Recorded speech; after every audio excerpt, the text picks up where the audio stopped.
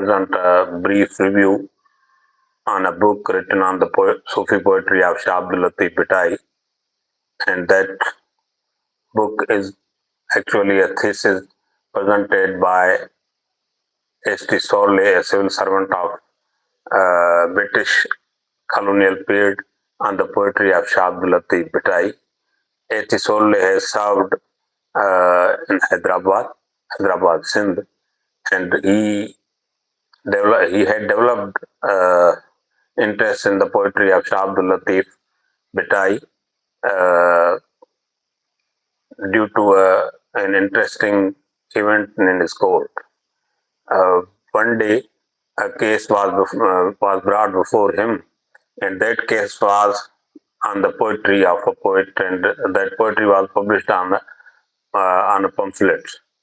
When the person who has printed that pamphlet was brought before him, he inquired from the person about the poetry. So the person said that it is not of mine, but it is of Shah Abdul Latif Bhittai, an 18th century renowned poet of Sindh. And it ignited into S.T. Sorley a sense of interest in the poetry of Shah Abdul Latif Bhittai. He learned Sindhi, and then he learned Shah Abdul Latif Bhittai, and he did research on his poetry in the political and economic context of Sindh of that time of the Shah Abdul Latif Bhittai. And that book or that research was firstly published in 1940 by Oxford University Press. It is widely considered a monumental pioneering work in English on the prominent Sufi poet of Sindh, Shah Abdul Latif Bhittai, who was born in 1689, and he left this world in 1752. Sorley was an English civil servant and a scholar who served in British India, spent over 12 years of researching and translating the text. Rather than just analyzing the poetry in a vacuum, Sorley provides a deep interdisciplinary study that brings history, economics, and mysticism. So that is the main point of this book.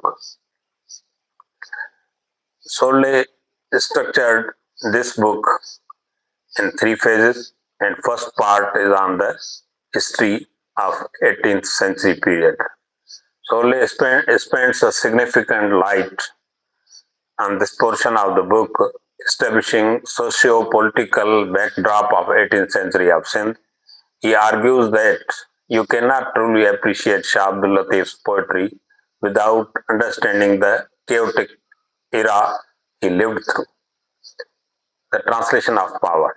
The book examines the decline of Mughal Empire. Transition of power. The book examines the decline of Mughal Empire and subsequent rise of the local Kaloda dynasty, which established a rigid and often oppressive quasi-theocratic regime. So it is his thought that Kaloda's regime was that type of regime. Sorley details the devastating impact of Nader Shah's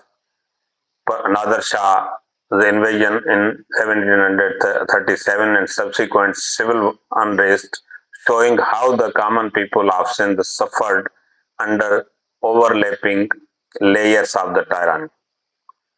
The historical deep dive reveals how Latif consciously separated himself from the ruling elite, choosing instead to live among and speak for marginalized farmers, fishermen, weavers, and desert travelers. In the second part of the book, he has presented very thoughtful ideas, and he shifts his lens to literary criticism, comparing Shah Abdul Latif to other great mystical and classical poets of world such as Rumi, Hafiz, and even Western classical figures like Pindar. He breaks down the deep subtitles of Sufi mysticism and Vedantism that run through the text. Sorley analyzes how Latif masterfully took popular secular romantic folk tales such as Sasi Punu, Soni Mehar, and Umar Mari and transformed them into the profound spiritual allegories where the human soul longing for divine is mirrored by the earthly struggles of the story's heroines. This book highlights that Shah Abdul Latif's poetry was never meant to just be read silently. It was meticulously composed to be sung. It was for singing purpose. Sorley details the structure of the source mystical modes and how poetry and music are entirely inseparable in Latif's work. And in final and third part of the book, uh, Sorley provides a substantial, carefully curated English translation of selected poems from Shah Salo. Sorley openly discusses the massive linguistic difficulties of translating Old Sindhi, nothing its highly concise, elliptical, and allusive nature.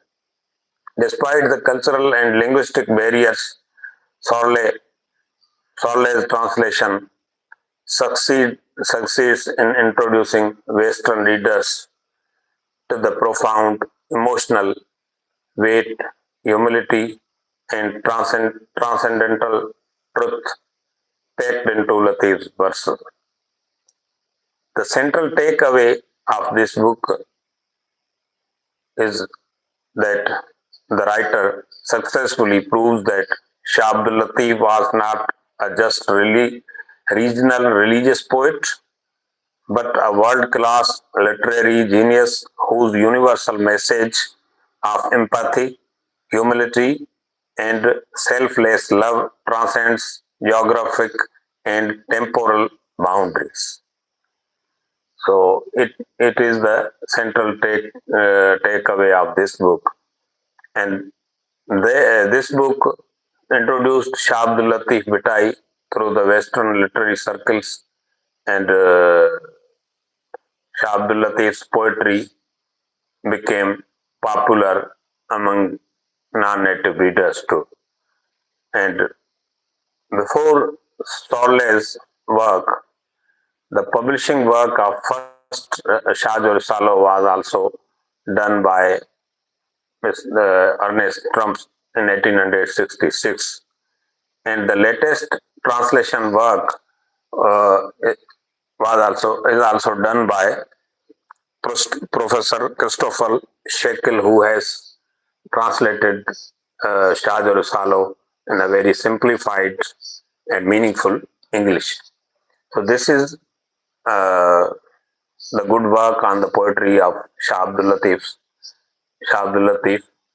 and although he is known as Sufi poet, but Shah Abdul Latif actually was a social scientist who focused on the society of Sindh and who tried to present his thesis in the language of common people, in the language of masses, and he avoided to produce it in the language of elite class, and that was Persian.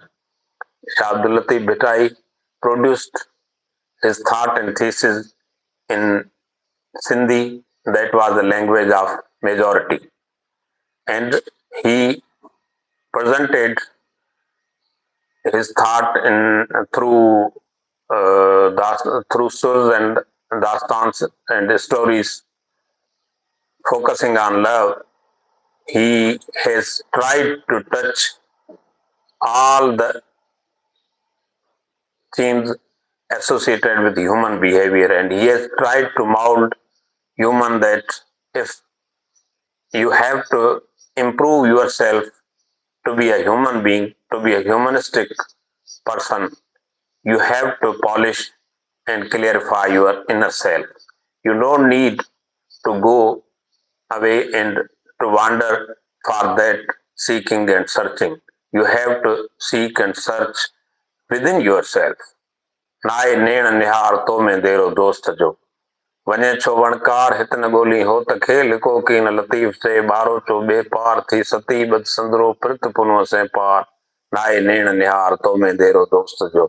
So he says that why you are wandering into forests and woods, you may grind your loins and move with love for your beloved, and you may peep into yourself. Everything is there. Beloved's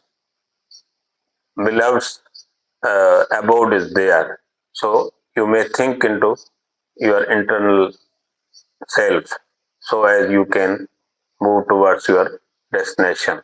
So that is all about this book, and this book is very much a pioneering work on poetry of Shah Abdul Latif, and even time of Shah Latif when time of the Shah Latif when he lived there, and it was Kaloda period. And Saleh has rightly analyzed that it was the time of chaos and transition. Mughal rule was being weakened, and local rule of Kalodas was emerging.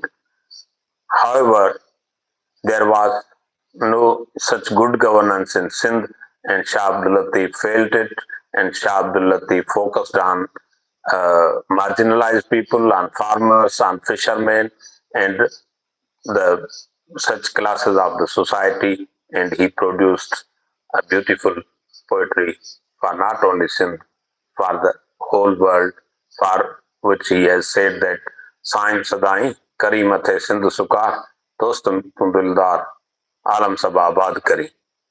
Oh my friend, oh my God, you may shed prosperity not only on Sindh but on whole world.